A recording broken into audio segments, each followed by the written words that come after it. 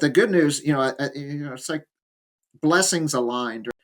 But if I hadn't done that whole military project where I understood and that low carb wasn't dangerous, I was like, wow, this is how we need to treat obesity. This is how we need to treat diabetes. So immediately I was like, well, I'll just do what I've been reading about.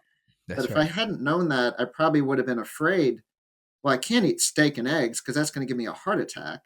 But I kind of had already cleared my brain of that. So I literally turned the food pyramid upside down and had 5 eggs with some leftover ribeye this morning, and it's glorious with some kale in there and some mushrooms and an avocado on top. So you never get tired of that. Welcome to another episode of the Protecting Your Nest podcast, a podcast where we explore the critical elements of health and wellness guided by the Nest and Rope framework. Today, we're diving into an inspiring conversation about the intersection of health, policy, and action. My guest is Dr. Mark Cucuzzella, a professor at West Virginia University School of Medicine, a 29-year veteran of the U.S. Air Force, a physician at the Department of Veteran Affairs, and a passionate advocate for public health. Dr. Cucuzzella is not only a marathon runner, but also a tireless advocate for healthier food systems and a leader in the fight against metabolic disease. He has had the privilege of speaking at the Metabolic Revolution rally in Washington, D.C. on October 13th, and I joined him. And today we'll reflect on the rally, discuss the key issues raised during his powerful USDA speech, and explore actionable steps we all can take to restore metabolic health in America. So let's get ready for a thought-provoking discussion with one of the most dedicated voices in metabolic health advocacy, Dr. Mark. And my friend, I welcome you to the podcast. And hey, we knew we had to talk after the rally and the USDA meeting. So welcome, my friend. Oh gosh, a privilege to be on with you, Tony. We've known each other a long time, and we're like brothers from another mother. That's trying to make change in our community first, and now trying to speak to the bigger picture nationally. But all change starts in your local community. It So does. thank you for what you're doing in Chicago. So man, I appreciate I've your learned service. a lot from you, listening to you Yes. at conferences, and your approach. It's a collaborative and gentle approach with the patients. They have to be on board with you. That's before right. The people need to change, and then we can go change the world, right? But Yeah, that's what I sense. Things are happening. So a lot. And I'll make an announcement right now with you. We didn't talk about this before we got started, but in our health system, Advocate Health, we are going to take $1 billion, maybe 300 million of which will go towards a new hospital on the south side in a community that needs it the most. So it'll sunset our Advocate Trinity Hospital, which is 124 years old, and have a new hospital. And it's been 20 plus years since we've had a new hospital in Chicago, but in the right neighborhood that needs it the most. But more importantly, there will be funds that will help, manage and heal people. And my hope is that I'll be able to play a part in that healing part.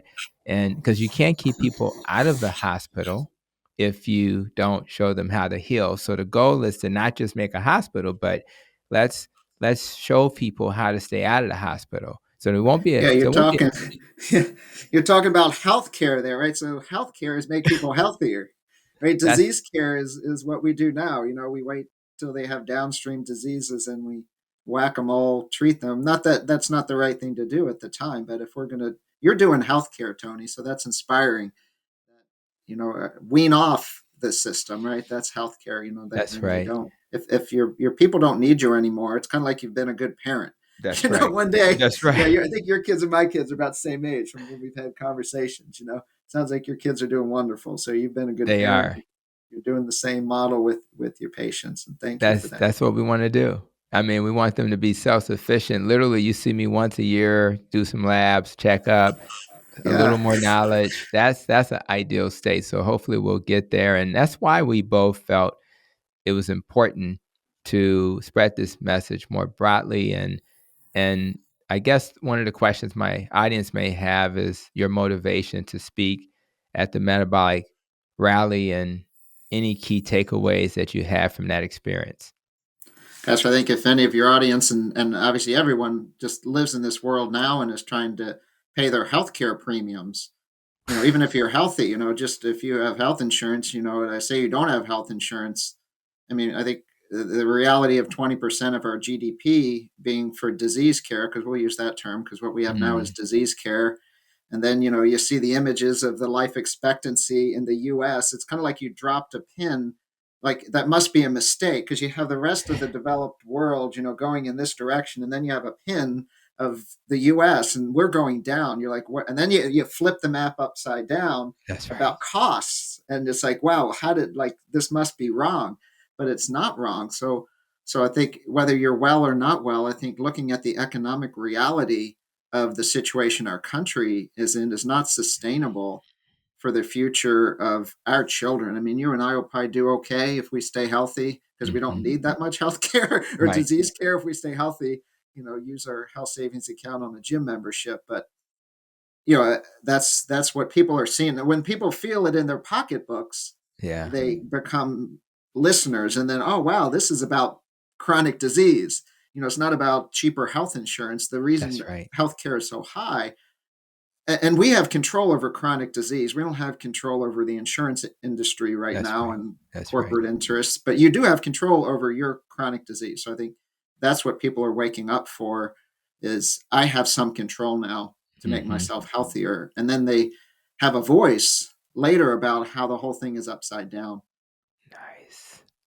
I love the control um, that you can have. And I think everybody who hears terms like metabolic disease need to understand that there are no pills for metabolic dysfunction. It's all lifestyle. So if we can focus on the lifestyle things that we have full control over, then that's going to really empower us to control what happens to our body. And then we have voices, the same voices that drew us to the metabolic rally, and also the same voices that drew us to talk to the USDA. So anything about the USDA meeting that surprised you, or that any takeaways from that?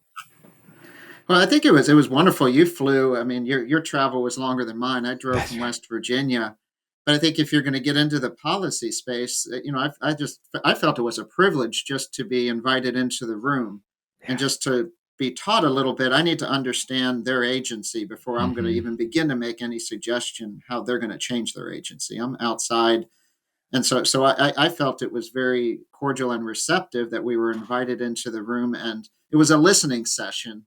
As the two RDs said, this is a listening session, and I was like totally. I expected that they weren't going to changing policy in 100,000 person organization. Hmm. That's people making votes, but I felt they listened to us, and what I heard, I think what I mean, I felt good about the day because, when you talk to people and you get some nods and you get a few, that's right. Right. So I think they Yeah. agreed about a lot of what you and I shared, which was things that are just inherently obvious to people Hmm. without any medical degrees. Like, yes, you're right. I understand that. Yes, we see that. Yes, we're listening. And I don't think either of us were asking them, how are you going to fix it? We Hmm. were just sharing stories from the field. And, you shared personal stories. I shared patient stories. Stories are how people communicate and how That's people right. teach and learn. We can all give academic studies, but you share stories, and then now let's go into okay, why is this story the way it is? What's the science? What's the culture? What are the environmental factors? What's happening in a school? Because that biopsychosocial models, I would call obesity a biopsychosocial disease because Hmm.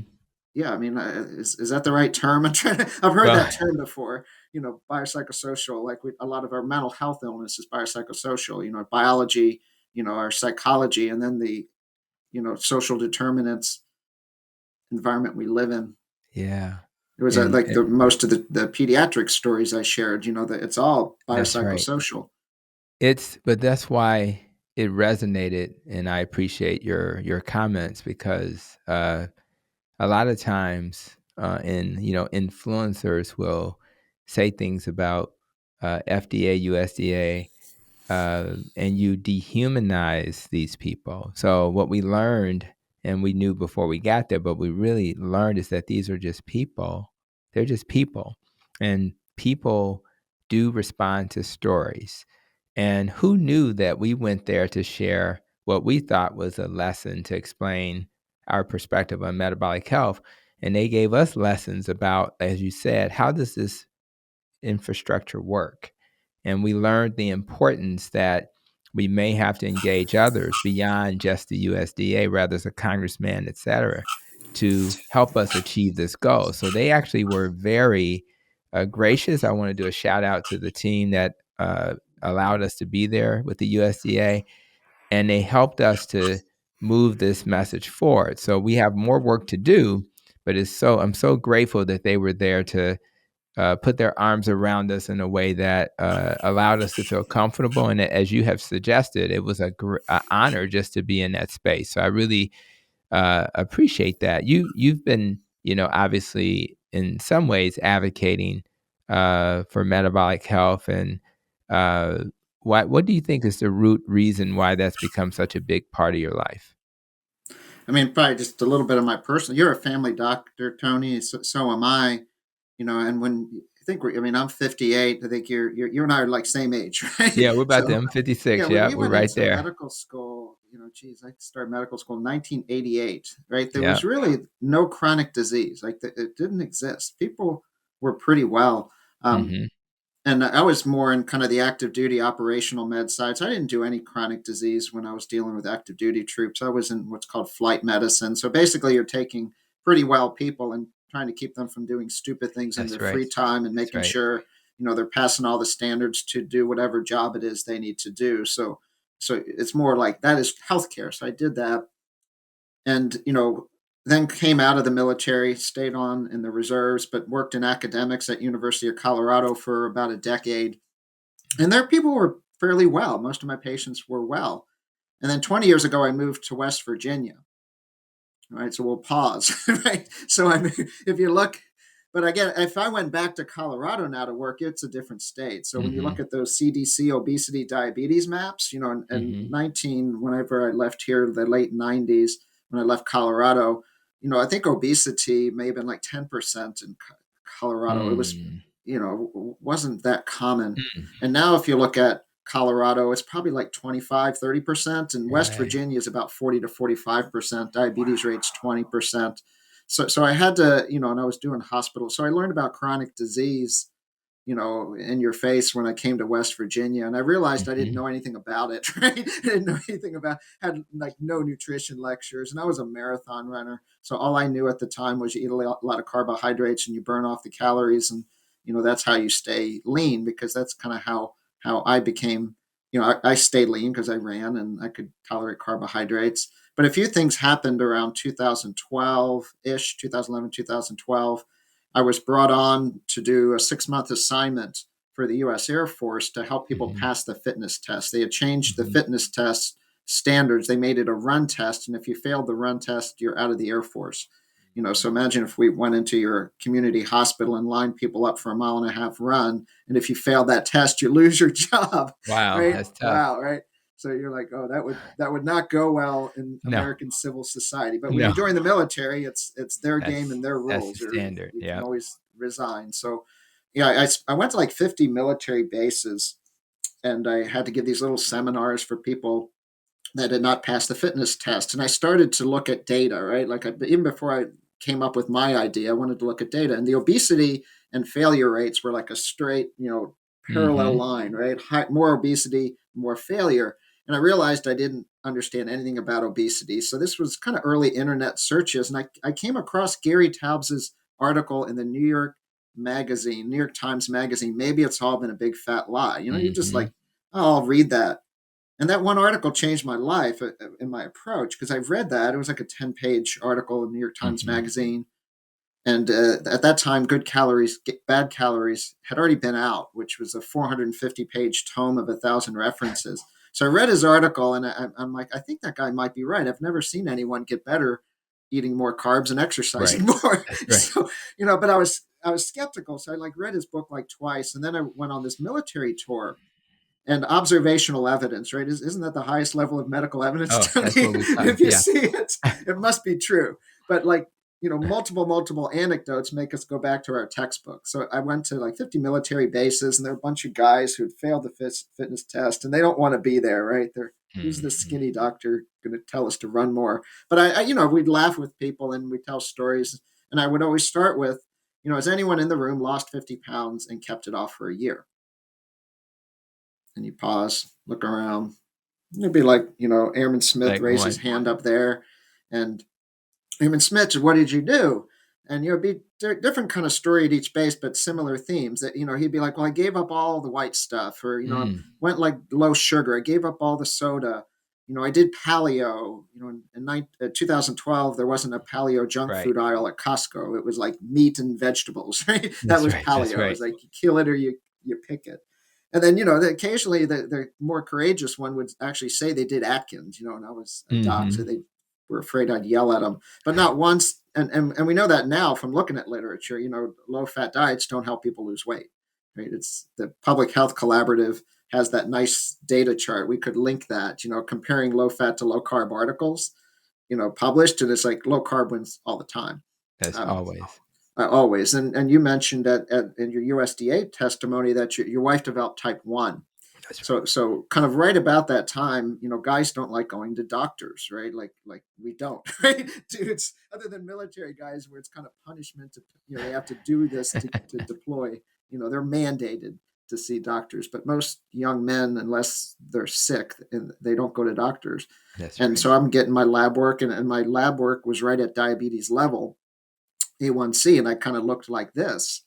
So I was, this is the occupational guy, and he's like, well, this is weird. So he sent me to the endocrine clinic, and at that time I had what's called a C peptide, which was the amount of Mhm. insulin I was making was a level of about zero point 0.3.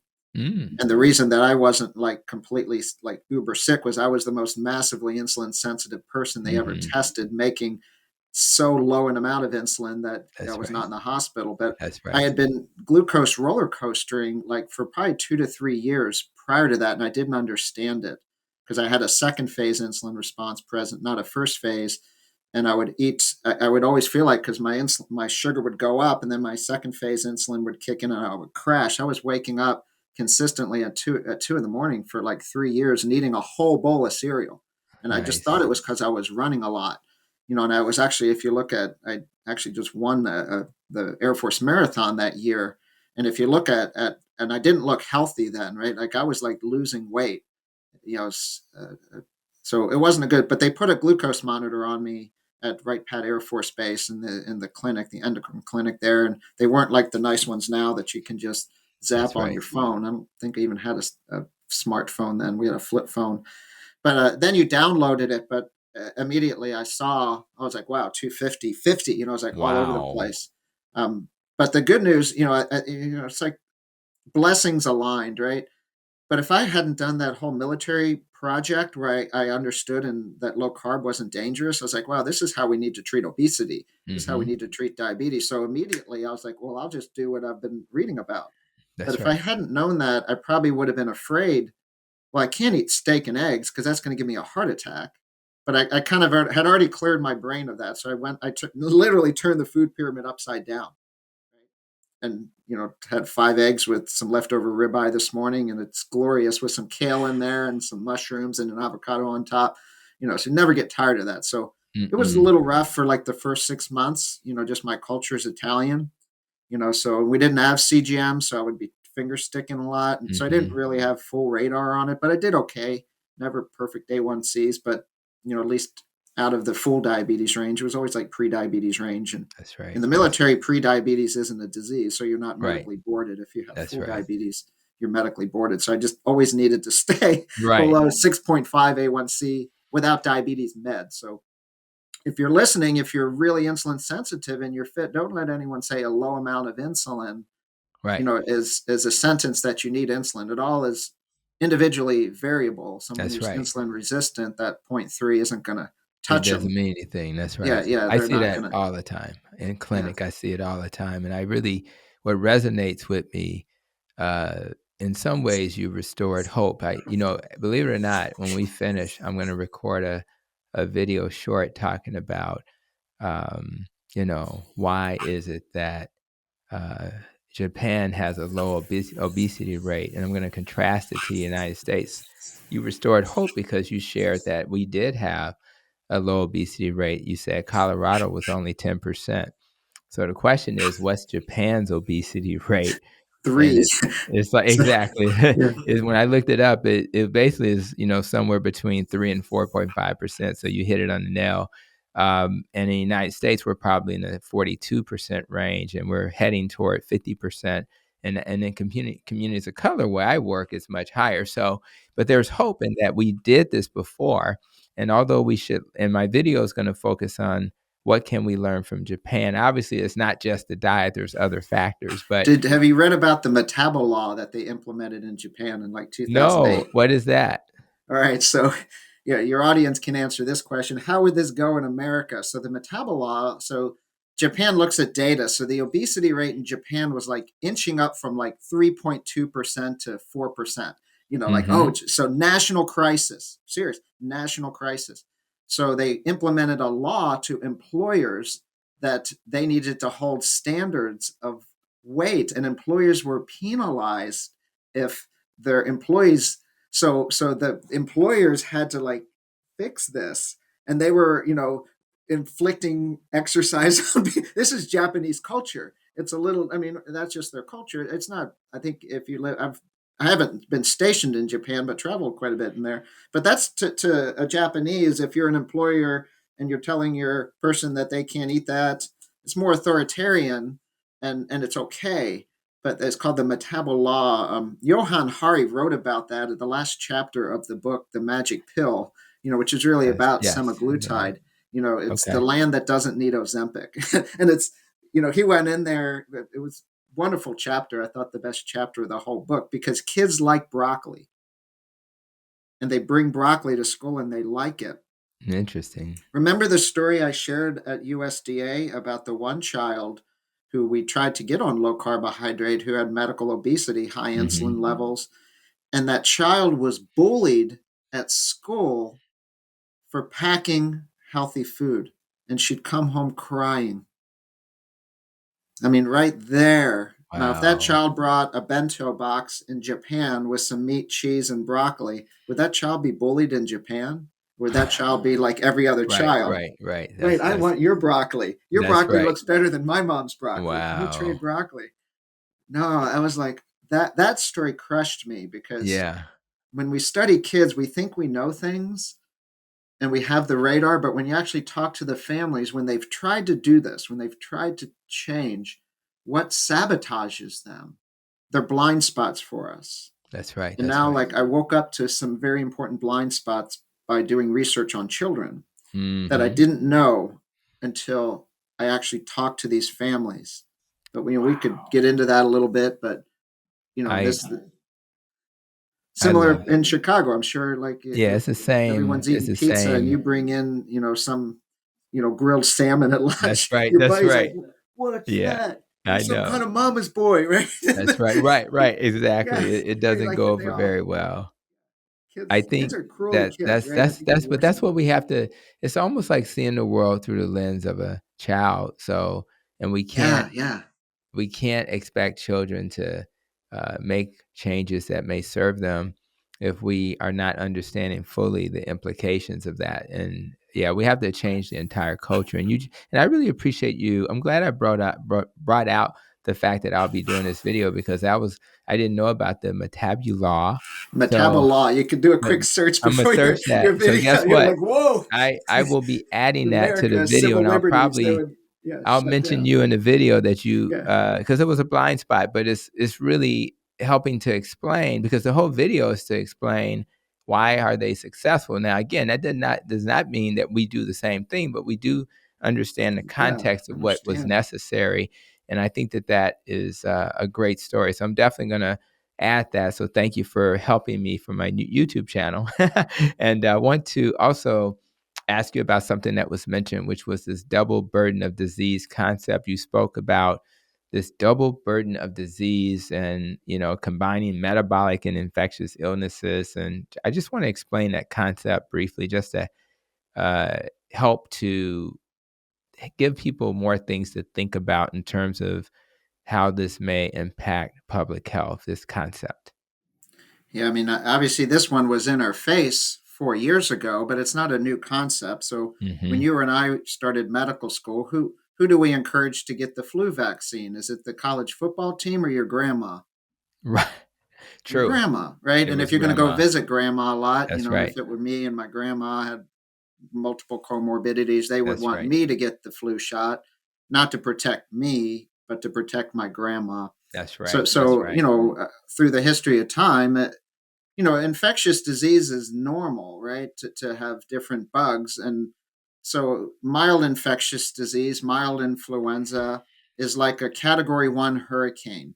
Hmm. Right, category 1 hurricane, most of our structures would be fine. You'd probably still be out jogging, but your grandma would go down, right? If she was frail timber in a nursing home. So category 1 hurricane, the people that are frail sick, will go down. So we saw COVID come in, and I was working in a hospital, first waves of COVID, Wuhan Hmm. strain.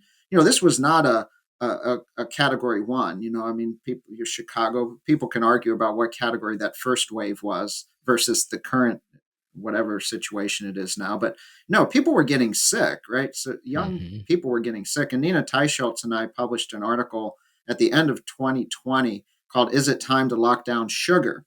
Right? Hmm. Because the people we were seeing in my hospital, in any hospital, New York, Chicago, Italy, the UK, Boris Johnson, right? These are people that weren't well, right? So we didn't see a bunch of college athletes on ventilators. So I mean, and the data was there, obesity, diabetes, hypertension, cardio, I mean, all the insulin resistant syndromes.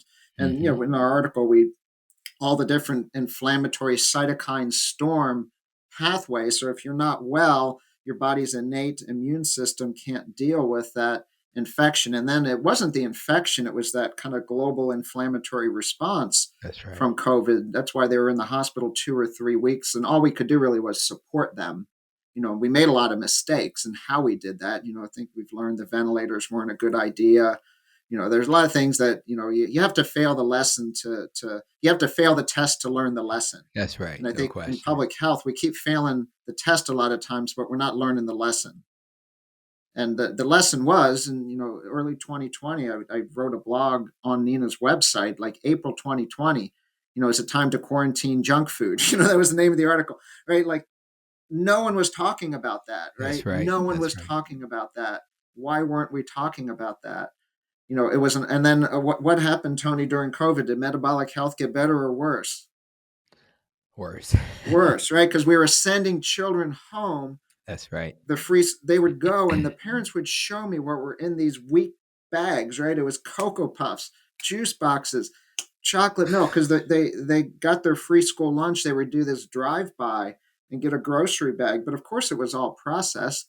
That's Hmm. nobody's Right. fault. It's not the USDA's fault.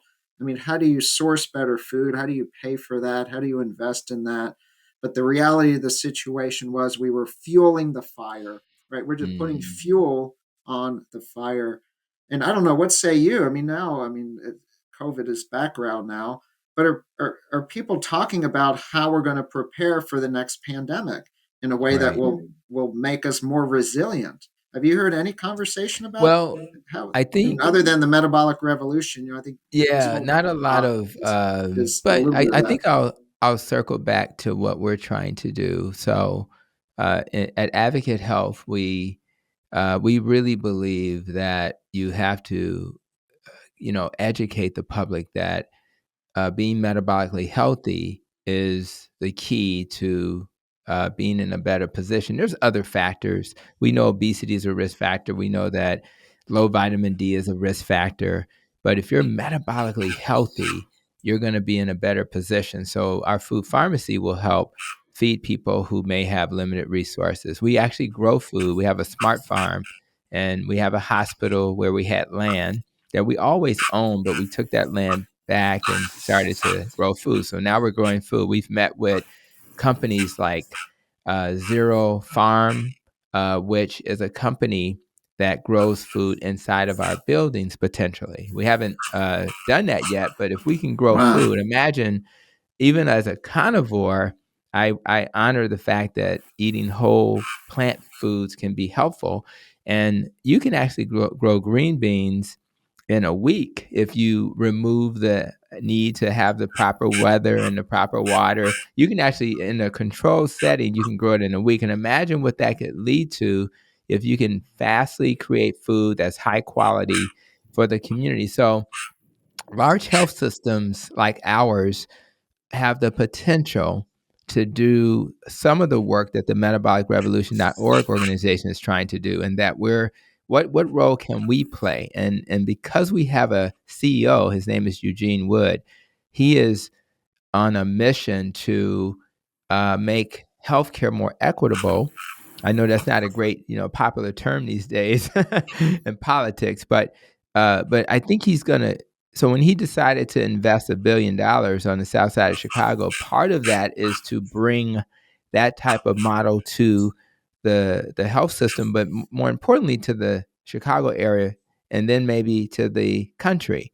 And if we do a good job of reducing the cost of care by having more people who are metabolically healthy, then maybe other health systems will follow. Maybe insurers will then, maybe it won't be the same law that they have in Japan, but maybe there'll be an expectation that if you're going to have patients in your health system that we insure, we expect you guys to do better in that space. So I think that's so from my lens, which is through the lens of a large health system, I think that that's what's possible. And I think in order for us to hit the mainstream, we have to engage the insurers who really want to reduce the cost of care so they can make more money, and the health systems who are funded by the insurers who will make more money if we reduce the cost of care. So I just think those are, but more importantly, people want to live healthy lives. So if we are in a position where people come to us and we're not giving them more medicines, but instead deprescribing medicines, we don't have to put up a big banner to sell ourselves. It will sell itself. The families who are healing will then say to their family members, "Hey, this health system is helping me heal. You may want to consider choosing a doctor in that health system." So that's but my goal is bigger than that. My goal is I want Northwestern and Rush and University of Heck Chicago. I yeah. want everybody to heal because my patients may end up in their health system. So this is not about winning. This is about healing the whole country. And that's why I really appreciate what you're doing. I think about our babies a lot too, because I have, as you say, two younger adults now. But when they were babies, I really wanted to make sure they were healthy. So you shared some statistics around childhood obesity. It's pretty alarming. What are some of the barriers in addressing the childhood obesity crisis, especially when you think about our schools in general? Because you mentioned lunches being given, et cetera. Yeah, first I want to make a quick comment, Tony, on what you just shared there, because it's a big responsibility what you just shared, because and there's a website devoted to this. It's called Positive Deviance, Okay. and so not deviant like you and I were like bad kids in the Like neighborhood, but we were probably, but deviance. we won't say We that. were. Okay. We won't go there. I got thrown out of a couple schools until the nuns set me straight. So, Right. Right. right, all right, we all come clean, full confession. Catholic school, you walk a straight line. But what that is so how do we change the world? You look at what's working in one community. We all have our ideas, do this, do that, but like in a year, they're like, oh wow, what Tony's community is doing and his hospital system is doing results. Let's look at what he is doing and replicate that, Hmm. at a larger level. That's how you immunize developing countries. How do you do this, right? It's not Hmm. an academic thing. It's usually something grassroots. And like the Netherlands has really interesting vertical farming. So maybe your CEOs go Mm. fly. Like I've just read in the news, you see what they're doing in the Netherlands, and they have these buildings that are like multiple stories, and they're farming vertically because they don't have much Wow. space, right? It'd be like Chicago. You don't have, it's not like Iowa, right? Your neighborhood doesn't look like Iowa. No, your No, neighborhood goes up. no, it goes up. It goes It up. goes Yeah. up.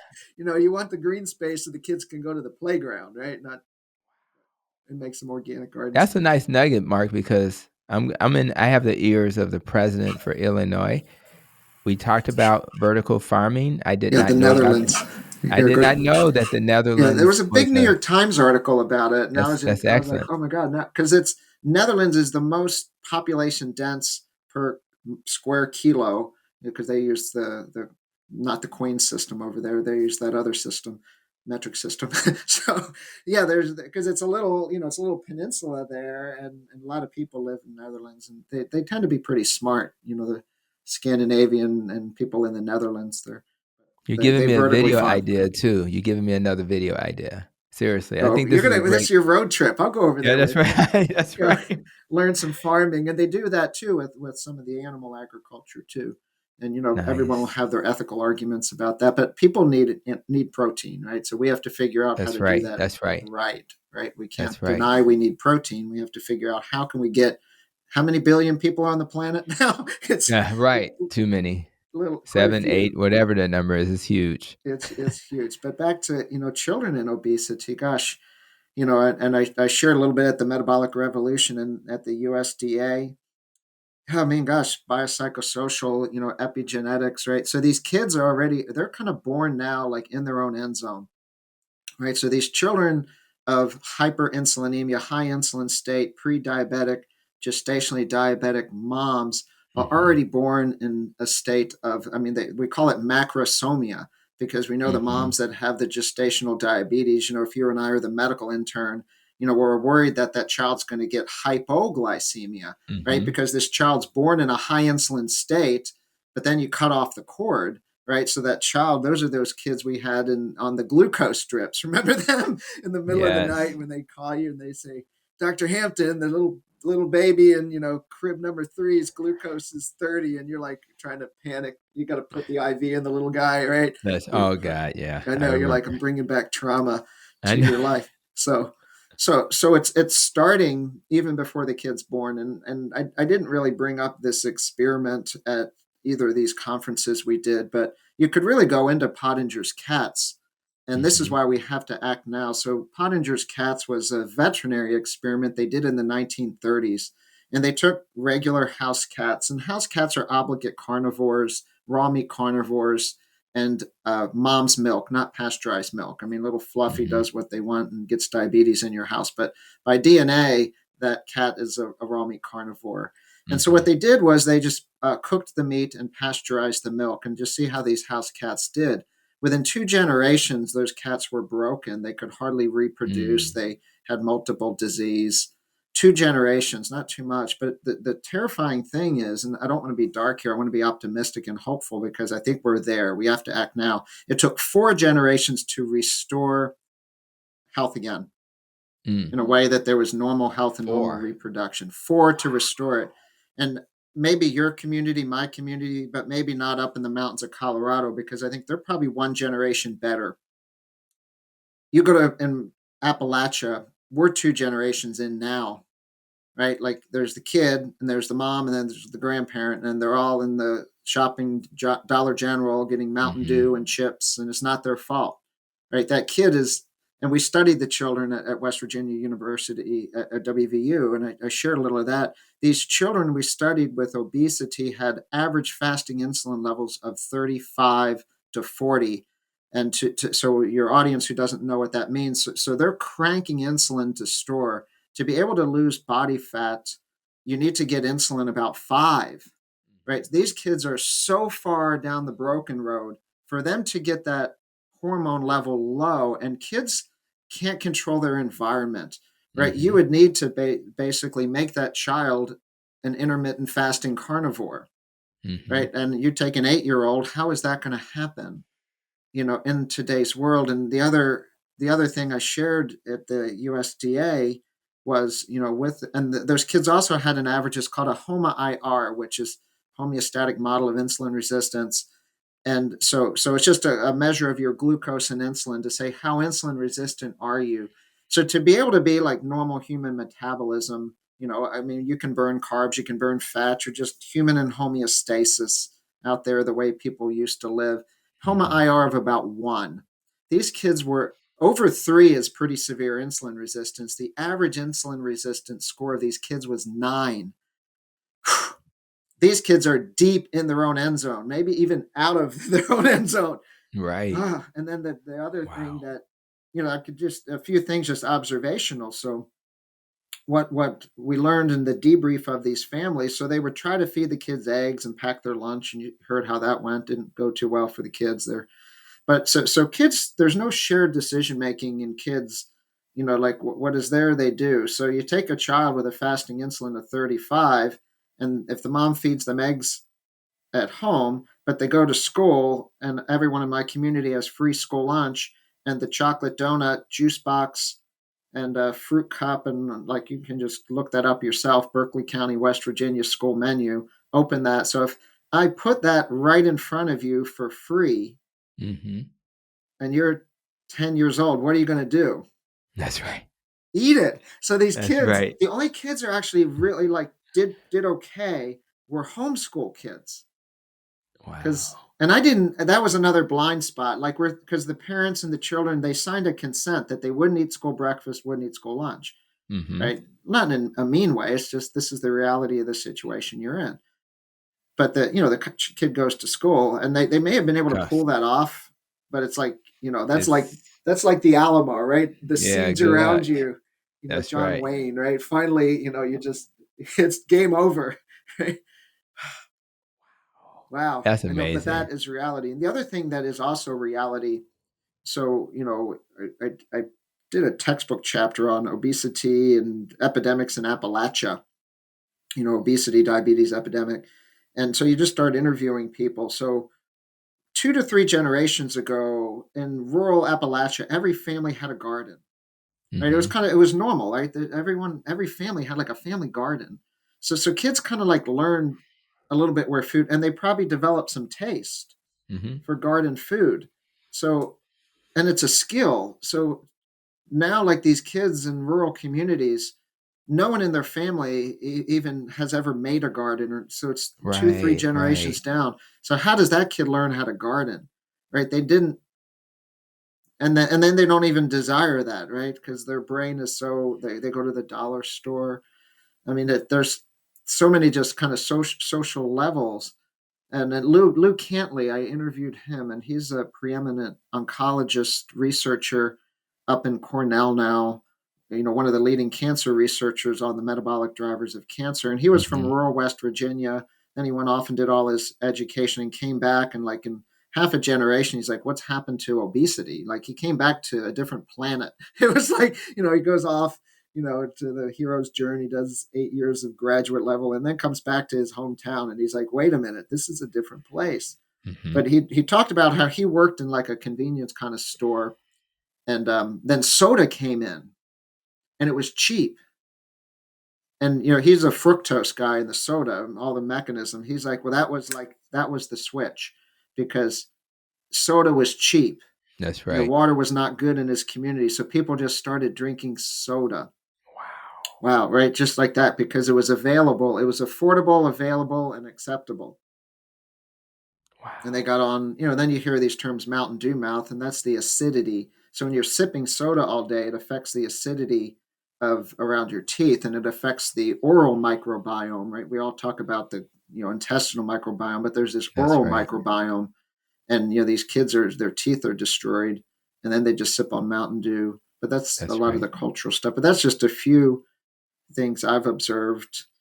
But then parents and families, so go read about Japan. It's culture. I mean, families cook together, eat together. That's It's right. acceptable, and people develop taste. So I don't know. I Mhm. mean, do you think we have? Are we at generation 2 now, or do you think, or three? Yeah, Do you think? Do you well think it's time? Do you think we can turn this thing well, around I before? think, it's never too late, and, it's funny you mentioned the word taste. So when the Zero Farm was I was privileged to be one of the people to visit the farm that does that vertical, work where you grow things inside. Now as a carnivore, I'm not supposed to be eating that stuff, but, I just couldn't resist. I said, "You know what? I'm here."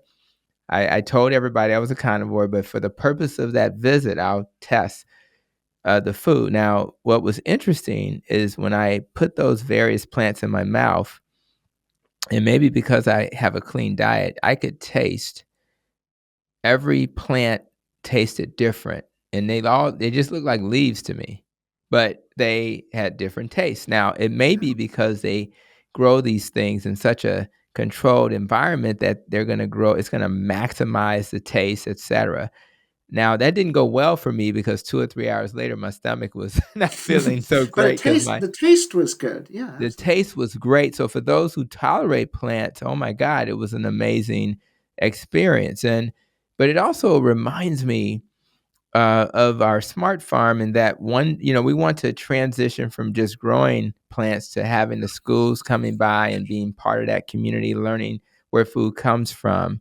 And it made me want to ask you the question about, you guys have a physician's pharmacy idea as well, which is transformative. So I want you to talk a little bit about your physician's pharmacy program, what that looks like, and what that has done for the communities you Yeah, and serve. thank you for that. And it actually led off my USDA statement thanking the USDA. So a decade ago, Gus Schumacher, and now the USDA has a whole line of grants called the Gus NIP Nutrition something. I have to look up Gus NIP, but it's to deal with food insecurity and promote local agriculture, sustainable agriculture, and develop programs in the community, partnering medical side with local farms.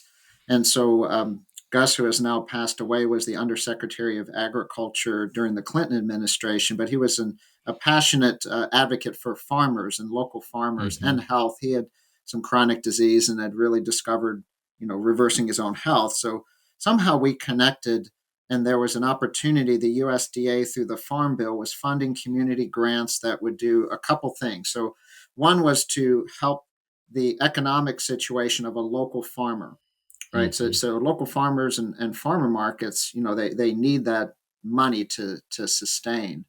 And the other was to deal with food insecurity and SNAP. And so help the economy, local farmers, and help pay people who have SNAP, help them with Mm-hmm. food. So it was about $100,000 grant, but what that allowed us to do was to create the infrastructure. The hardest thing was actually to create the infrastructure to allow a farmer market to take an EBT card, and then double the buck. So we printed off these dollars. So what we Mm-hmm. did was to say it was you, Tony, and you were on EBT, SNAP, formerly food stamps, Mm-hmm. right? So you're given this debit card every month that's got such amount of money on it. And most of that money now is spent at, convenience stores, That's Walmart. right. That's right. 10% of that is spent on soda. 60% of those SNAP government federal dollars are spent on processed food to make them sicker, right? You couldn't make this up if you tried, but they're two different agencies. The USDA is agriculture, and Mm-hmm. NIH and FDA is about drugs. So they don't talk to each other a lot. So people would take their card to the farmer market. We had 3 farmer markets, and $20 or $30, they double it, and we'd give them dollars. It was like funny Monopoly money. And they could Yep. go and they could get, it wasn't just vegetables. They could get, if you're there at the local butcher, you could get eggs. You That's could right. get, That's right. anything that you could use your EBT card for. They couldn't get, like, if there was someone making burritos and it was a prepared meal, that they couldn't do That's that. right. But it was great. It changed, local lives, and 10 years later we still have that going on. So we keep raising money to double it. So you're taking federal dollars that would usually go to the dollar store, and now those federal dollars go to your local farmer, and that local farmer gets twice. So it brings new customers to farmer market too. That was one of the other objectives of the grant. Was, I don't know about your community, but my community, most farmer markets look pretty upscale and white. Fair to say, in most farmer markets, right? So, maybe some of the true ethnic neighborhoods in Chicago, if it's a more Hispanic neighborhood, you're going to get more Hispanics, African American. But, most of your, suburban farmer markets are people that aren't with food insecurity. So you'd see a different group of people that usually don't come to the farmer market, but then they would learn from pharmacy, right? Not with a PH, with an F. So they would actually learn from the farmer. They would taste things, and like you said, like, it's crazy. So if you cook, like, I'll promote Farmer Bob Tab, who's my favorite local farmer here, who donates produce to our diabetes center. But if you take his sweet potato, and you put it in some olive oil and butter and roast it, or Mm-hmm. you take his kale, which I mentioned this morning I had in my eggs. You can't not like that. It tastes so different. Kids hate Right. vegetables because the USDA and their guidelines don't like salt and they don't like fat. So they Mm-hmm. steam the hell out of the vegetable, right? Isn't that like high crimes to take Right. vegetables and steam the hell out of them I know. and make them mushy and not put salt or butter on them, right? I That's a know. crime. It's a crime I know. against humanity.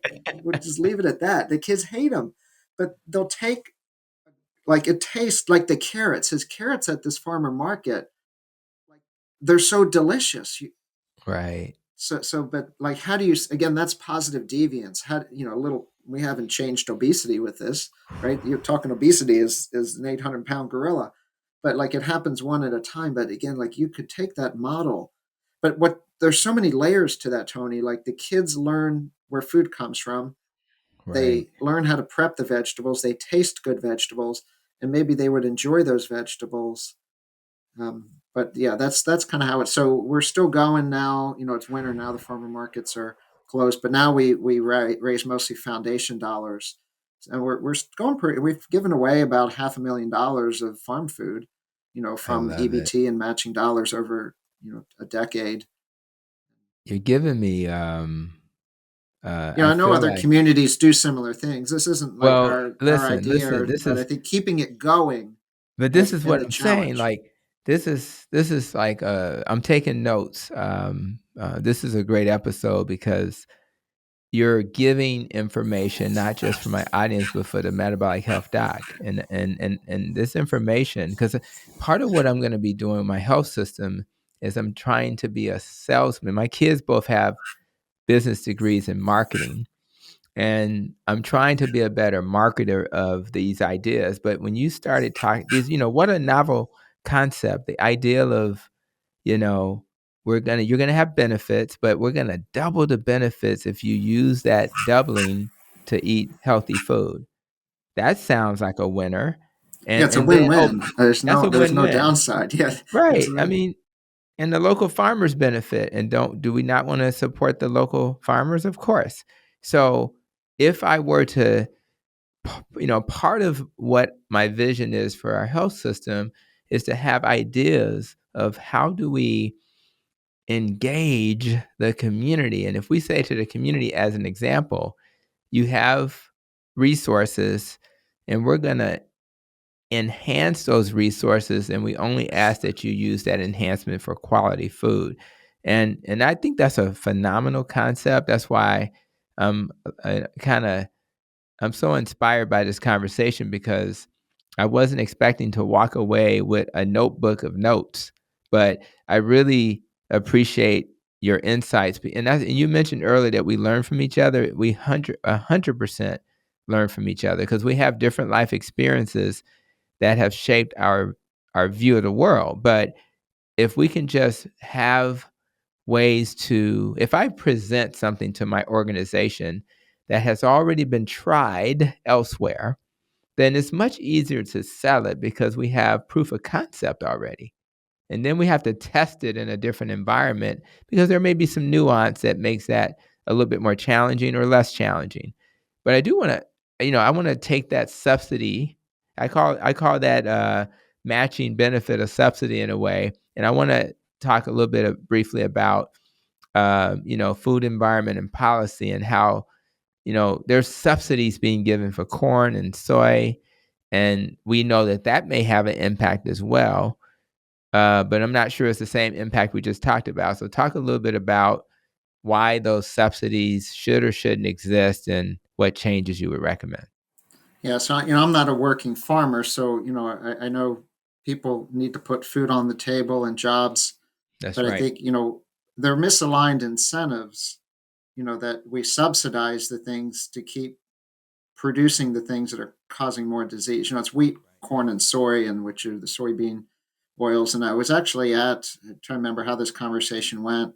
Nina Teicholz and I both went to, it was a bipartisan policy center meeting with Vilsack, who Mm-hmm. is Secretary of Agriculture. And it was about a lot of these issues, food insecurity and subsidies. I asked a question about, how can we continue to subsidize because they're subsidizing, the making of soda, basically. It's the corn syrup, Mhm. right? So people making soda are getting subsidies, but he works for the farmers, right? So it's the Mhm. USDA, Department of Ag. So he was pretty straight up. He's like, well, we can't cut off that subsidy because then, how would we discriminate against a Florida orange grower making fresh Mhm. orange juice?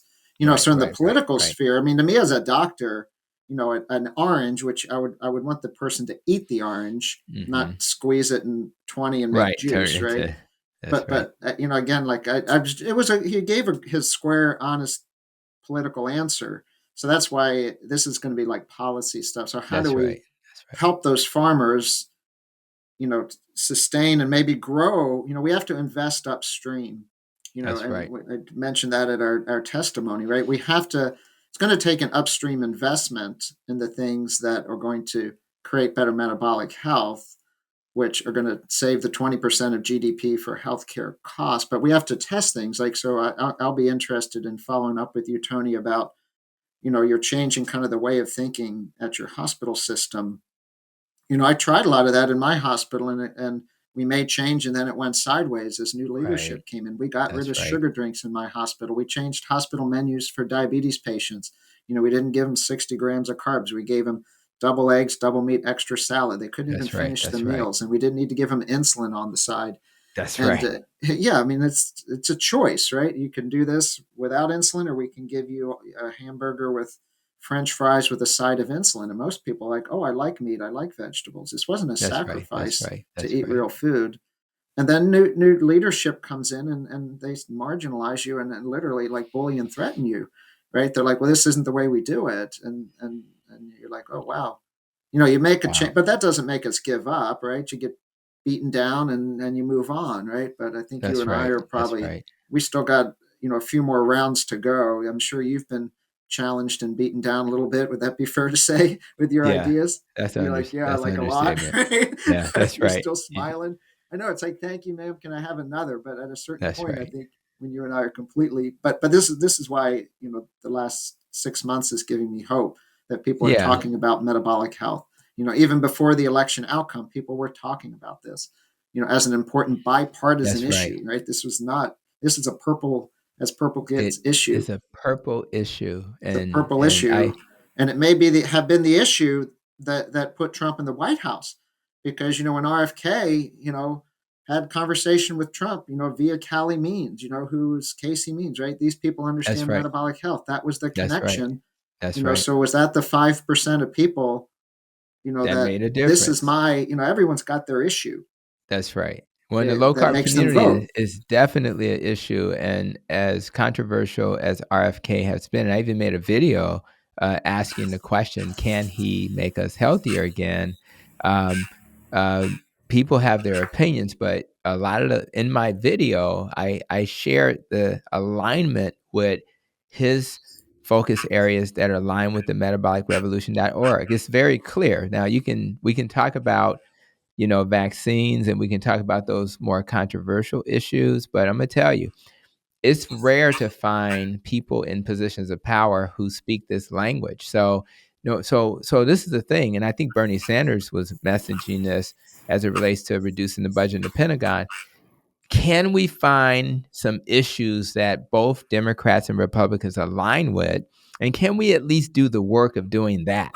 I mean, we will always struggle with certain issues, but if we can align and get some work done, and I'm think that that's beneficial for Trump and his administration, it's good for the Democrats to say they agreed on some issues on a bipartisan basis.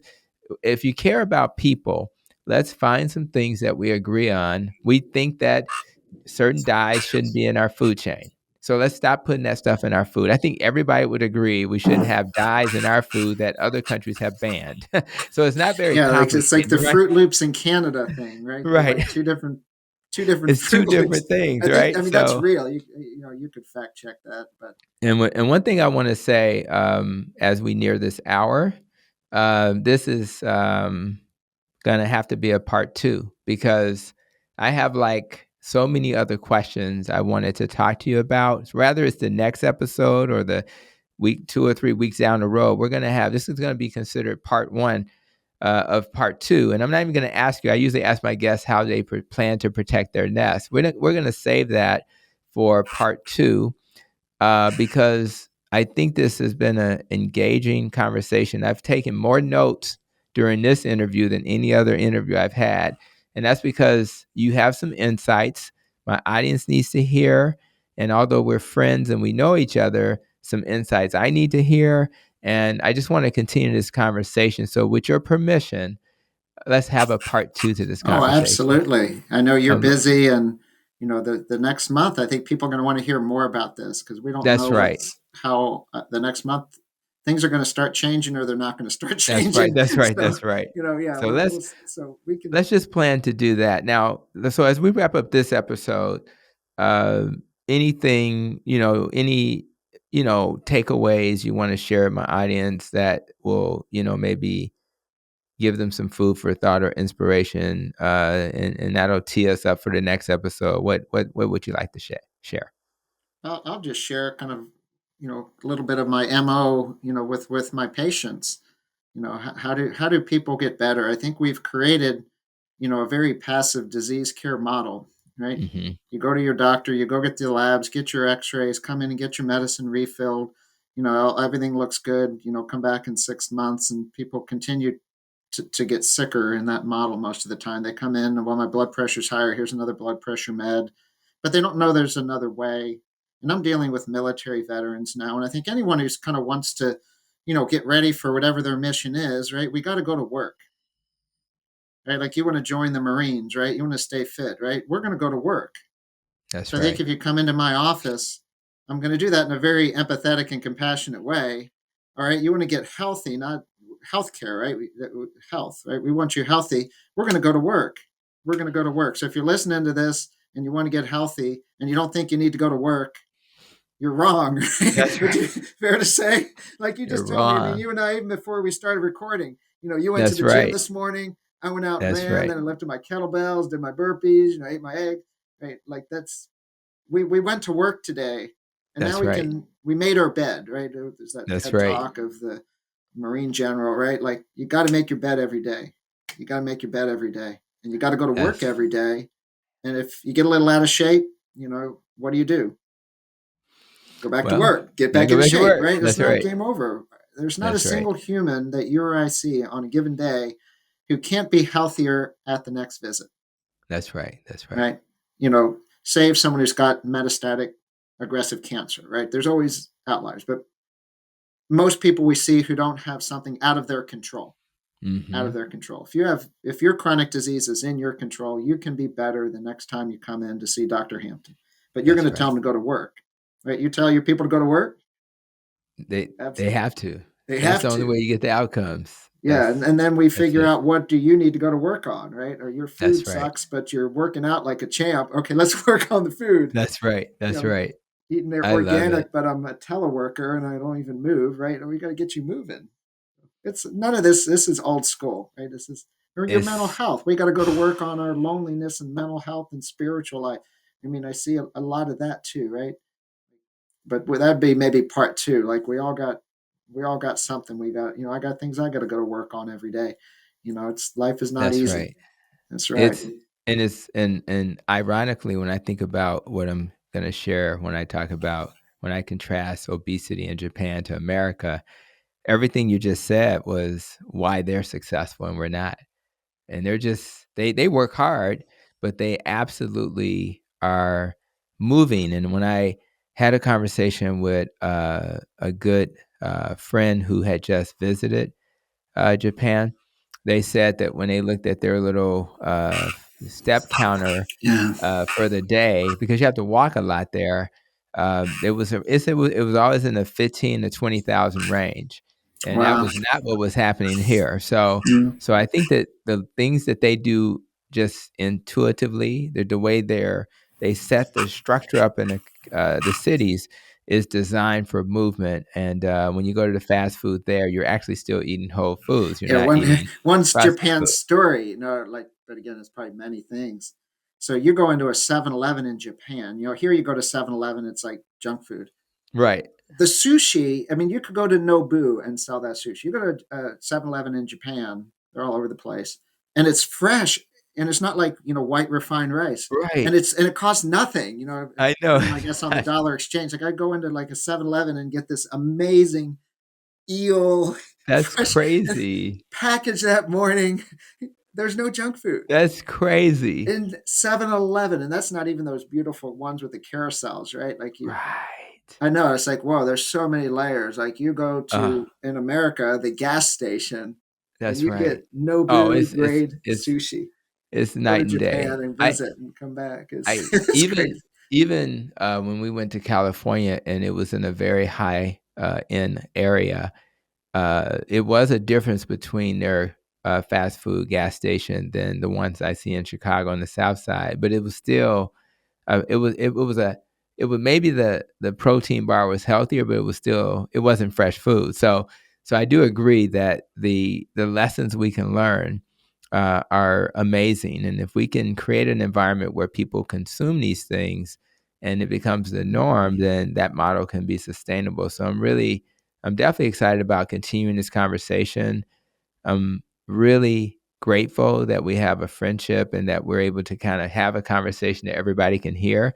And I can't wait to have a part two. And I'm going to do that as soon as possible based on our availability. So thank you, my friend, All for right. coming Have to a the great pod. holiday, Tony, to Yes, you and your all of that. family and your wife. I've had the privilege of meeting your lovely wife at these conferences, and she takes care of you. I could tell. Yes, she's a ball of Makes you energy not and work too much. Got to yeah, get off that's the rhythm right. because you'd be Well, working she'll 16 hours a day. It's like, get that's off that right. damn. I know right now. You go back and take care of your family. We'll end this right now. That's You got to right. do the She's same. making sure the balance is there. So Yes. I agree. So Tony, thank you. get That's out of right. there. That's right. That's right.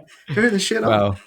Well, I'll wrap this up and again, thanks for your insights and experience. And Oh, it's thank you. clear you have passion for helping people restore metabolic health. You're dedicated to helping us create healthier food systems, and it's truly inspiring. And although I'm trying to do similar work, I need uh, the people who inspire me to continue to do that as well. So as we wrap up, I encourage the listeners to reflect on what we've talked about today and think about how you can take action yourself, rather advocating for better food policy, supporting local farmers like we talked about, or just making healthier choices for yourself and your family. Remember that protecting your nest is about empowering yourself with knowledge and making intentional choices to safeguard your health. And if you've enjoyed this episode, if you're watching on YouTube, subscribe to the channel, share it. And if you're checking it out on a podcast app, just make sure to comment and share your thoughts. We'll have a part two to this episode, and I look forward to sharing that. And until we do, continue to be safe, be well, and continue to protect your nest.